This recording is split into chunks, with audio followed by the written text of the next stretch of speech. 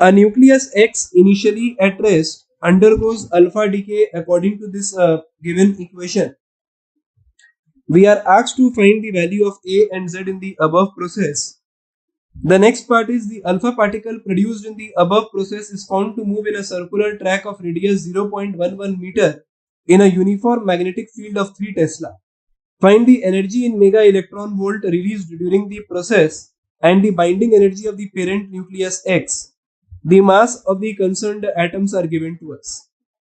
So if we begin this problem, so the first question is a very basic one where we can solve from the subscript and the superscript that is provided. So A convert into Y, that is Z 228 plus alpha particle. So we can write it as 2He4. So from here we can easily do the calculation and obtain that from the superscript we can write A is equal to 228 plus 4. So the value of A is equal to 232. And from the value of subscript we can write 92 is equal to Z plus 2. So from here we obtain that Z is equal to 90. So from here we have ended up calculating the first part. Now the question is saying that the alpha particle produced in the process is found to move in a circular track of radius 0.11 meter in a uniform magnetic field of 3 Tesla. So find the energy released during the process and the binding energy of the parent nucleus X. So now we begin by considering let V be the velocity of the alpha particle emitted,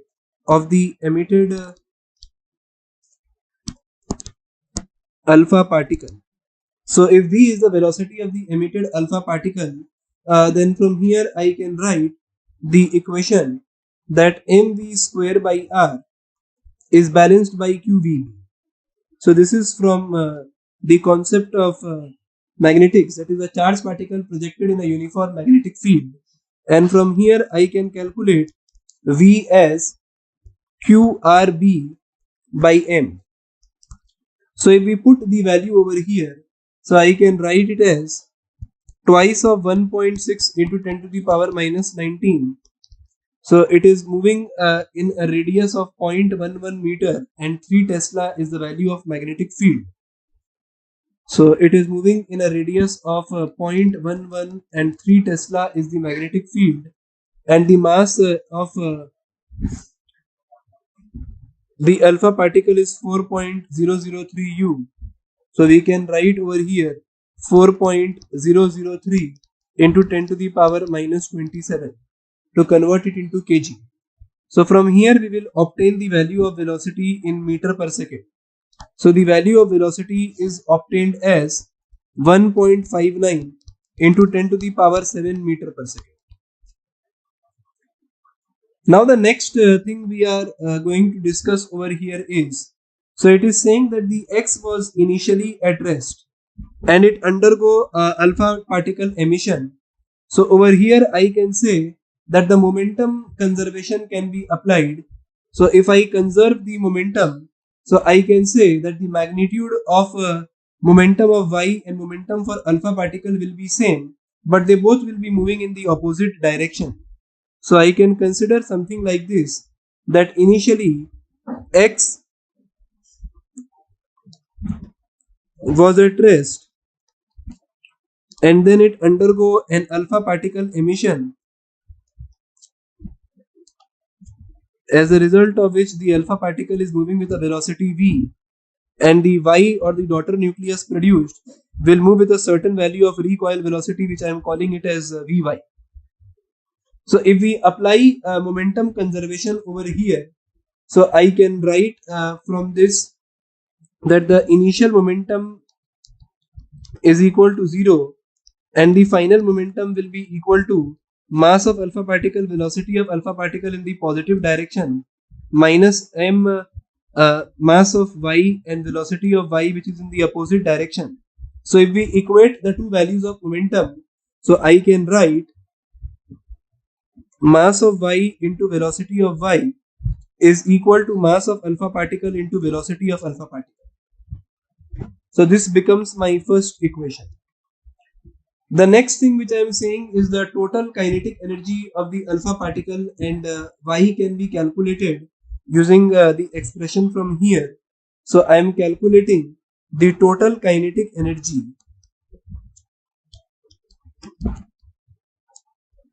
of alpha particle and y daughter nucleus. So if we calculate the value of total energy, then it can be written as kinetic energy of alpha particle plus kinetic energy of y. So for this, we are writing it as half mass of alpha particle velocity of alpha particle squared plus half mass of y velocity of y squared. So over here, using the momentum equation, I can write the velocity of y in terms of the velocity of alpha particle, and this expression of total kinetic energy can be written as half mass of alpha particle velocity of alpha particle squared plus half mass of y, and velocity of y can be written as m alpha v alpha upon mass of y squared. So we will obtain from here an expression like this on simplifying: half mass of alpha velocity of alpha squared 1 plus m alpha by my. So if we start putting the value over here, so we can calculate it as half mass of alpha particle is equal to 4.033 into 1.6 into 10 to the power minus 27 times velocity of alpha particle, which we have obtained as 1.59 into 10 to the power 7. So we write it as 1.59 into 10 to the power 7 square, and then over here we have 1 plus. Now since it is mass ratio, we can directly put the value without conversion. So 4.003 by 2 to 8.03, and the answer will be in joule. So from here we obtain a value equal to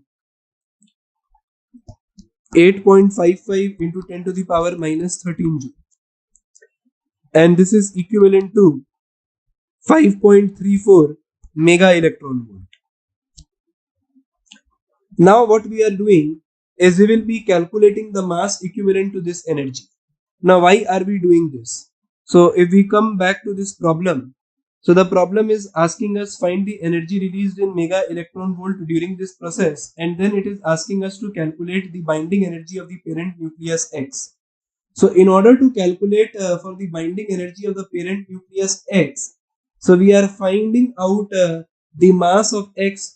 So for this we will be calculating using mass of X will be equivalent to mass of Y plus mass of alpha particle plus mass equivalent of the energy. So hence we are doing this calculation. So from the value of energy, we are trying to find out the mass equivalent of this energy. So mass equivalent of this energy can be calculated.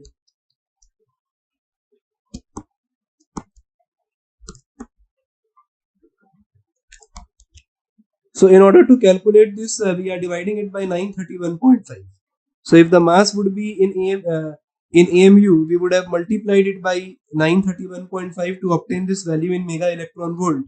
So we are dividing it with 931.5 to obtain the mass in AMU. So from here we obtain a mass of 0.0051 U.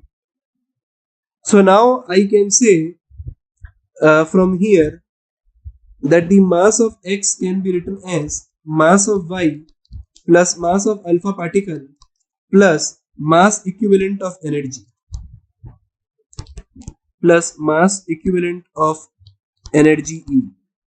So this can be written as, so from the question we have the value of mass of Y, mass of alpha, and the equivalent mass is calculated. So we can write it as 228.03 plus mass of alpha, that is 4.003, plus the equivalent mass, which is equal to 0.0057, and we obtain a value equal to 232.0387 U. So this is the m of x which we have obtained. So now if we come to the total number of nucleus, so if we come to this x, so over here we have obtained x as 92 and a as 232. So from here I can say that there are 92 protons and 140 neutrons. So now this will be helpful in the calculation of binding energy of the parent nucleus X. So we have calculated that there are 92 protons and 140 neutrons.